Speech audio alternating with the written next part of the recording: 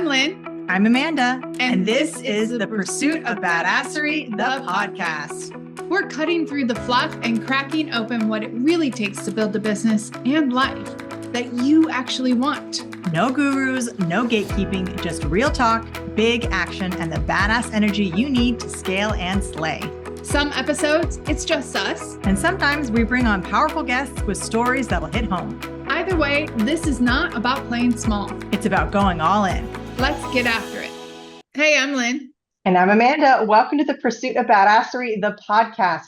Today, we're talking about the silver tsunami, the baby boomers who are selling their businesses. How can you cash in on this? And what does that look like for the future? Yeah, absolutely. I think I was thinking of like the whole recycling aspect. Like last night, I went out with a friend in Malaysia and we went to a very retro place and it had like old school things all up in it and a really cool library, but like how they're repurposing the old stuff. And that's true with businesses right now.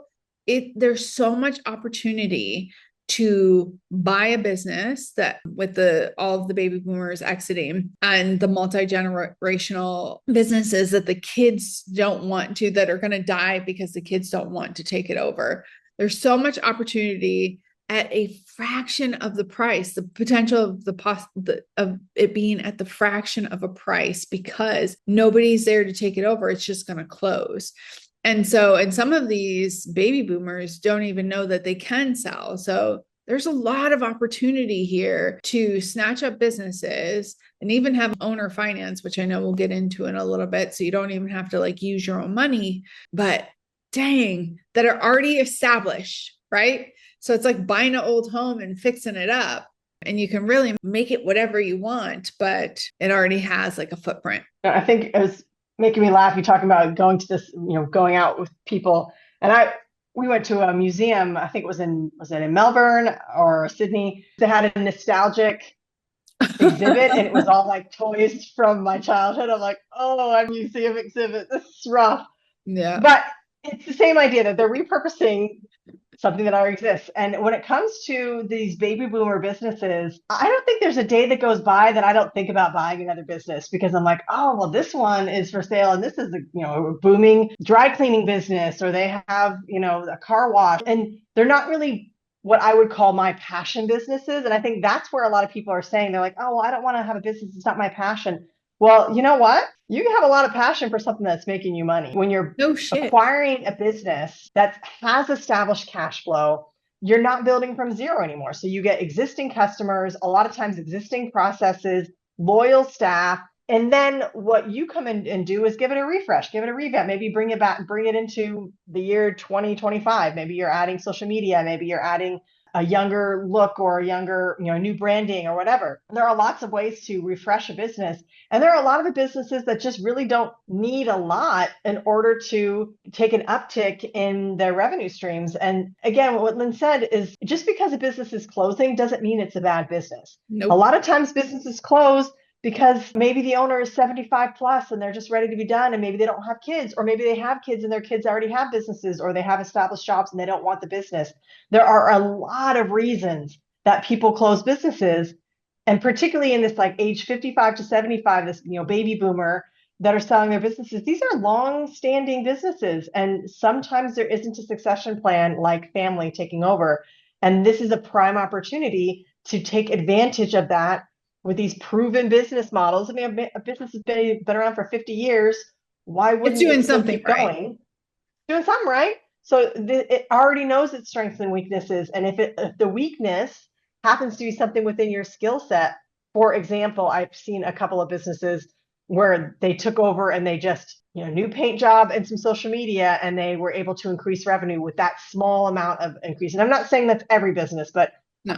Personal with some people that I know, it's literally all they did was they brought it up into, the year 2024 at the time. So there's less speculation around like what you're going to do to make the startup work. It's already working. So all you have to do is keep it afloat. And there's something to be said about that. I mean, like I said, I think every day about buying another business, another boring business because their cash flow. I mean, it's incredible to see the cash flow you can see from these businesses.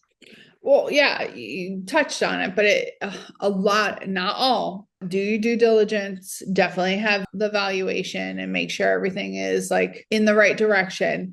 But you touched on a couple of things I want to dig a little bit deeper is these businesses, these legacy businesses, if you would, they need modernization. They need to be brought up to date. And a lot of these baby boomer ones, maybe some are a little bit into technology, a little bit of this, but we talk about all the time. We have to call each other out. And it's great to have, a partner to do this, is because we get stuck in doing busy bullshit work that isn't putting money forward or moving the business forward, right? Excuse me. And think of a business that from the baby boomer age that is a bit more resistant to change than, and not as agile as like the younger generations and different things like that. There's going to be a lot of busy work and a lot of clunkiness. Maybe they are on social media, but are they optimizing it? It's negotiating. Like you can negotiate the shit out of it, but this is what it needs. It needs modernization, whatever that is. Like you said, the fresh coat of paint or whatever, but bringing the tech to it, absolutely. And the automation and the streamlining of things could bring it into the next level. The other thing was, I need to be passionate about it. Yeah. Okay. And it's funny because I'm one that believes in living in one's purpose and all of that. And I'm lucky, but that doesn't mean that I can't have other businesses that maybe are just fueling the ability for me to be able to live more in purpose and have more of a life. And if you actually looked at the landscape of business and did an analysis of those that are actually making really good money and those that are building legacy long-term money, versus those that are just like overnight successes, and like the ones who are overnight successes are super loud and out there, and I'm generalizing, and like, but it's building on shaky ground. They're doing their business because they're so passionate about it, but it's an overnight kind of win or whatever this is. And some maybe aren't as much. I'm talking about the successful ones, and those that are super successful that have invested in businesses that maybe isn't their thing. I'm thinking of a story that I just saw on Instagram and I'll share in a second, but isn't their thing, but they're making a killing because they were solving a need for that particular. So it's opportunity, right? It's where opportunity is. And so at the end of the day, you can build businesses and buy a business that you're not passionate about. I love that I think you said dry cleaner, but actually laundry services. Laundromat. Oh my gosh. Laundromats are cash cow. It's cash cow, or vending machines or different things like that. And we are talking a bit more on the US side. I don't know what the global ones that are like cash cows actually can, but a lot of these businesses, even in Thailand, like I've done a lot of meetings with family businesses with the parents and then meet with the kids, and the kids are like, oh, they want you to do this and do that, and there's just like this disconnect between like what the old school and the new school wants, and it's going to kill the business.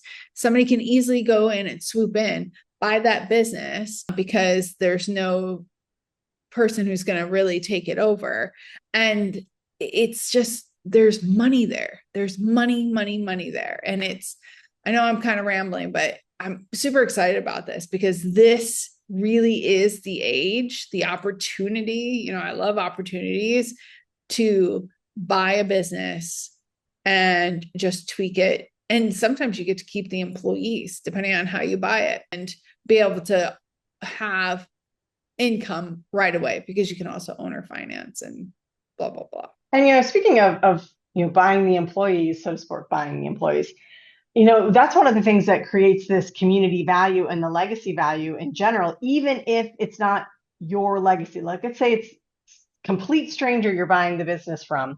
If you can preserve jobs and the brand and the community goodwill that it's situated in, that's already going to put you in a better spot than if you are building all of that from scratch, because you're writing off somebody's reputation. And again, do your due diligence, whether or not you want that reputation. But I think this is an incredible time to buy. And you hear like Cody Sanchez talks about this a lot. For those of you who follow Cody Sanchez, she talks about this a lot. It's actually her whole recent book is about buying businesses. So her Main Street Millionaire, I believe is what it is. Her whole book is about buying new business or buying old businesses, and like this, how millennials and Gen Z and investors can really make a killing off of buying these existing boomer businesses. And it's not to say that there isn't a need for new businesses, because there will always be a need for innovation, but that doesn't mean you have to innovate from scratch. You can innovate within a same industry, within a business that already exists, cut out a lot of that overhead from, the build out and the equipment and hiring and all the stuff that a lot of people don't know how to do when they start a business. And as Lynn mentioned, there are a lot of different financing options that you can do. And depending on the country you're in, depending on your credit score, depending on the relationship you have with the buyer and like the willingness of the the willingness of the seller, you can do things like seller financing, where where the seller still holds the note, but then you're, buying it off of them slowly over time. You can you can get a business line of credit. If your credit score is high enough, you can get a $50,000 business line of credit with a brand new business that you're starting up, or with an existing business. If this business has been in business for more than 2 years, it's pretty easy to get a $50,000 line of credit, depending on your credit score, et cetera. Again, this is from American side of things, to finance that business. So you're not even using your actual capital to buy these businesses. So there's a lot of things you can do to become a business owner without really spending a lot of your own money, and to have a model that's already working and already has income coming in. Priceless. If for anybody who's ever started a business, you know how hard it is to get consistent revenue and to get to a place where you're hitting all your numbers every month. It's hard to get there. That's why most businesses fail in the first 5 years. So if you're going to buy a business that's already been through that 5-year period, I mean, you're sitting on a golden opportunity. Agreed. I love that you talked about like even going to a bank or even investors, because you already have proof of concept and market penetration. So it is absolutely easier to use somebody else's money to go ahead and come in. And depending on how much they want to sell, and I don't want to get into the negotiate, because depending on how much they want to sell and how urgent it is, you could get a really good price. And I'm not saying to take advantage of people, but I'm saying use your negotiating skills. And you talked about the employees, but also like there's a mentorship that can come that you can leverage as well when buying a baby boomer business. They've been in the industry for so many years. They have contacts in the community. They have a reputation. So that is leverage unless they have a bad reputation, but then I would really second guess buying that business too. We might be able to get a better deal and say new owners and all this other stuff. So it's not a one size fits all, but there's opportunity there to also utilize their reputation in a positive or negative way as well. So many opportunities in absolutely buying the business, riding the silver wave or whatever it's called, the silver tsunami. Yeah. I love these things, the catchphrases they come up with. I do too. So there are lots of different places that you can go to biz buy sell. I know you know of different things, but if you're looking into a business, just browse into the different broker sites where people are selling businesses. Go into social media, selling business, family businesses. If you want to get into a certain, let's say, I know I'm thinking of this because of Thailand and the different businesses that I've done, but textile business, my Thai Indian families who own a lot of Thai textile businesses, and that industry is definitely changing a lot. Then Google all the textile businesses in that kind of like that puka. If you know of a business that can satisfy an upcoming need, right? Then look at those businesses and look at the age of those people in that business and start reaching out to them. Are you looking to sell your business? I'm looking to buy a business like yours, right? So you can be as proactive. It might not even be on the market. People have bought homes that are never on the market, right? Because they've just went and made an offer. We don't know. Like some people might not realize that they can sell their business. You know how many people don't think that they have a sellable business? And sometimes it's only $1,000 to sell that business, depending on the business. Sometimes it's $1 million, gajillion dollars. But you can absolutely be proactive and like in people's face and like really go after it, or you can start browsing in different arenas to see what's available and kind of like what you would want to get into.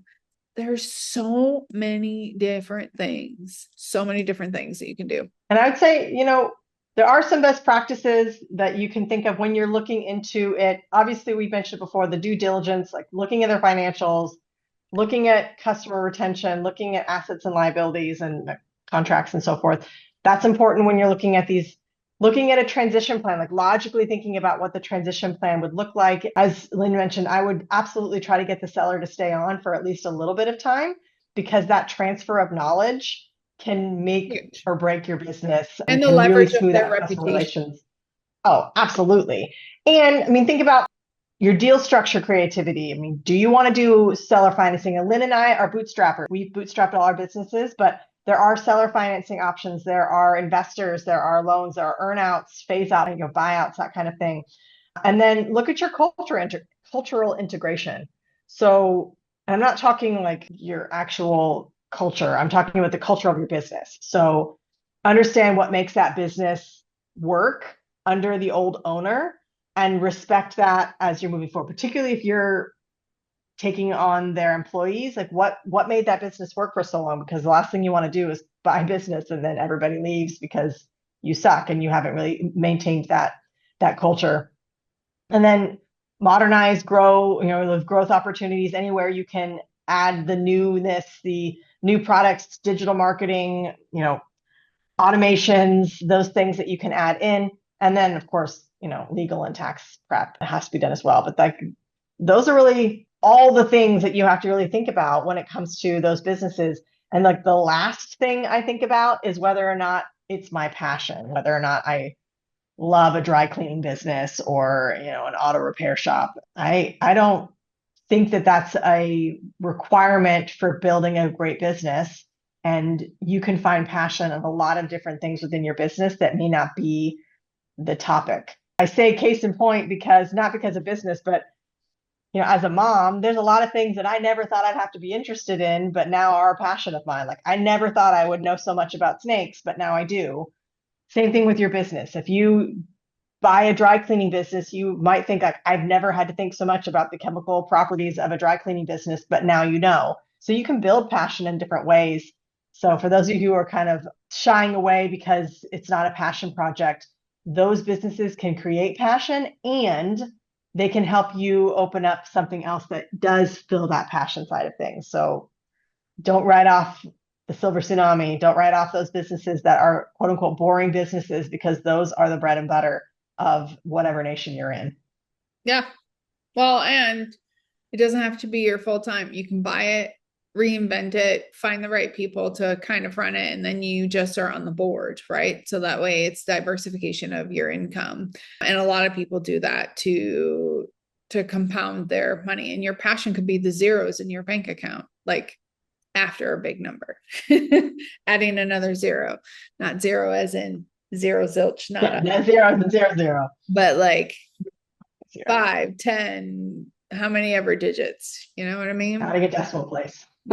Yes. So what did you take out of this? Like the silver tsunami is happening. This is opportunity. We love opportunity. And this is time to really, like, if you want to diversify your business portfolio, take a look at what you can get, like, and depending on how hungry you are or how much you want it, like be as proactive or just kind of loosey-goosey. I know Amanda, often she kind of just like looks through the seller sites all the time, the business seller site. So it's opportunity to jump on this silver tsunami. And I think that those that do, they're going to see return on their investment, their ROI, so much sooner and bigger than what they could ever think of. Like it's an incredible opportunity right now. And this is what smart, well, even I would say smart, doesn't mean that they're good rich people do.